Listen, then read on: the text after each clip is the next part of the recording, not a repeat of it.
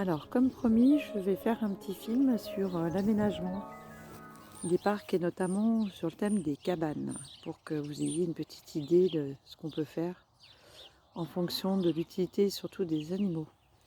Donc la première cabane que nous avons réalisée sur le site, c'est celle-ci, qui était en fait plus ou moins existante puisque si vous voyez bien, il y avait des montants en métal d'origine.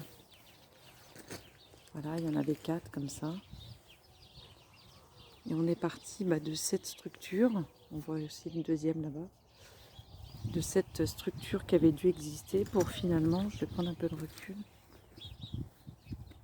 la transformer et en faire une cabane, qui est la cabane d'hiver pour les chevaux. Donc un cheval, une jument et un poney. Alors il faut reconnaître que c'est un petit peu petit pour les deux, mais comme on avait que ça au départ, ça a été satisfaisant. On va la transformer, donc il y aura l'occasion beaucoup plus tard de voir la transformation de cette cabane pour que les chevaux soient un petit peu plus à l'abri et que l'espace soit un petit peu plus grand pour les deux. Alors, en fait, la deuxième cabane qui a été réalisée sur le site, c'est celle-ci, c'est la cabane des petits.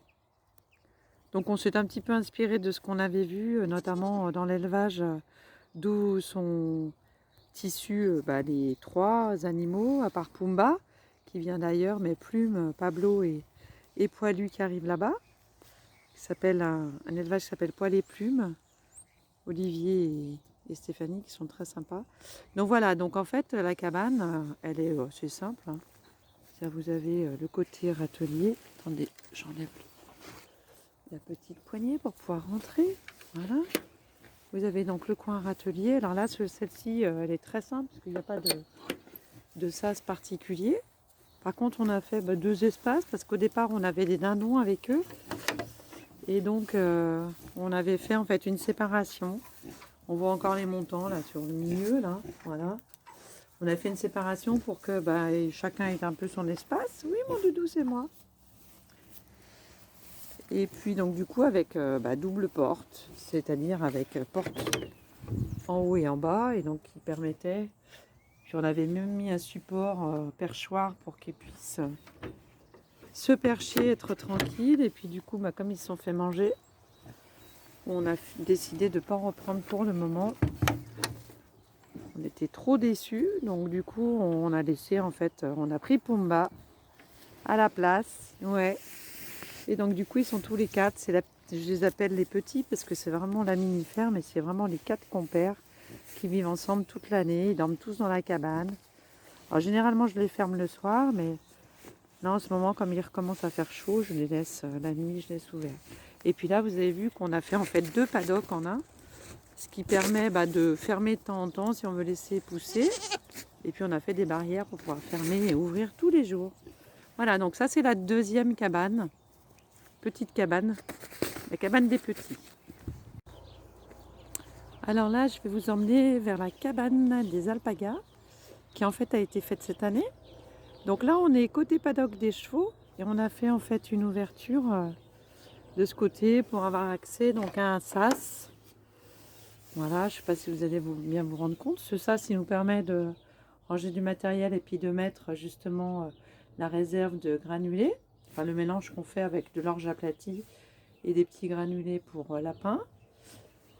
Voilà, donc on a aussi le coin paille, foin, et puis on a pour l'instant rien installé de particulier, mais on a les longes et puis les licoles, des petits. Puis on a fait en fait une porte coulissante qui permet comme ça d'avoir directement accès à la cabane. Et là vous les voyez parce qu'ils sont très très curieux. Donc il y a Kiwi qui vient dire bonjour, bonjour ma Kiwi. Tu viens renifler le téléphone, ma pupuce, elle a eu peur. Et Cusco qui a été très courageux aujourd'hui. Parce qu'il a eu son identification, dont malheureusement il a un petit peu saigné. Donc sur la fourrure blanche, c'est pas très joli, ça fait un petit peu peur. Donc voilà, donc la cabane en fait qui a été réalisée aussi cette année. Donc avec le râtelier pour le foin. Donc ils ont un coin un petit peu à l'abri au niveau du sol avec la paille. Et puis ça c'est la communication. Oui ma fifi, c'est moi. C'est la communication avec les petits de l'autre côté. Voilà. Et puis ils ont l'ouverture sur leur parc ici. Donc, je vais vous la montrer d'un petit peu plus loin. Et puis ce qu'on a fait aussi parce qu'ils craignent énormément le vent, et pour être à l'abri côté nord, en fait, ce qu'on a fait, c'est qu'on a fermé en partie. Donc c'est rigolo parce que du coup, ils peuvent passer la tête par-dessus. On a fermé en partie voilà, le côté exposé nord pour qu'ils puissent être à l'abri du vent et un petit peu du froid, même s'ils ne craignent pas le froid, évidemment. Hein. Ce sont des animaux qui vivent sur les hauts plateaux, au Pérou notamment, donc qui ne craignent pas. Ils ont en plus une laine très épaisse. Mais voilà. Donc la cabane a été réalisée cette année pour loger les alpagas.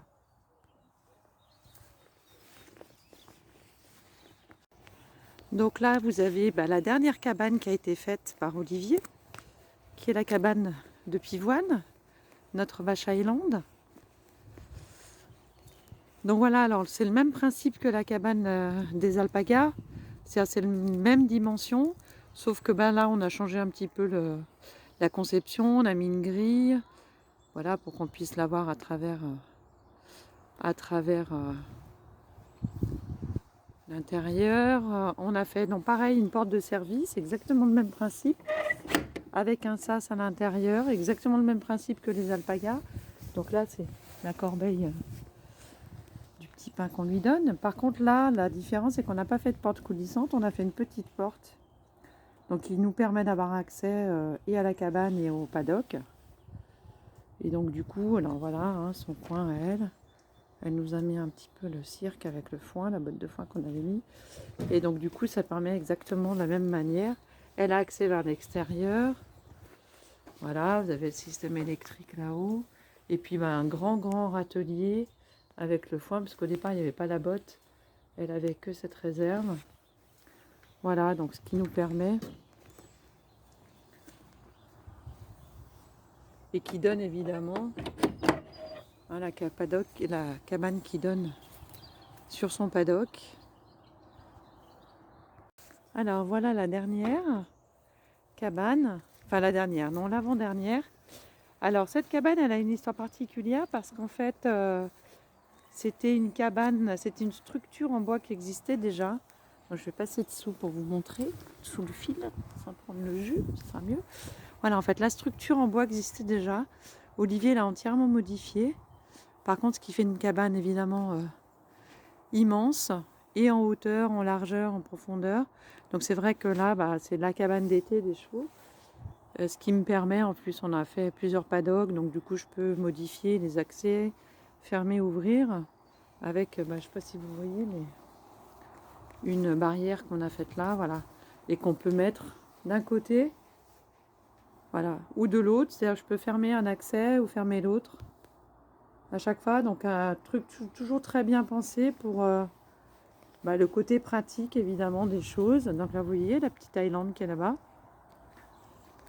la jument et puis le poney qui sont en train de brouter.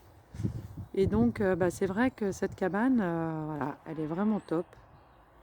On a décidé de ne pas jeter, de récupérer tous les bois qu'on pouvait récupérer. Et du coup celle-ci, c'est vraiment une structure ressuscitée et qui est cabane de bonne qualité, très bien couverte, donc du coup idéale pour 2 chevaux. Voilà pour l'histoire des cabanes pour les animaux, conception maison. À bientôt.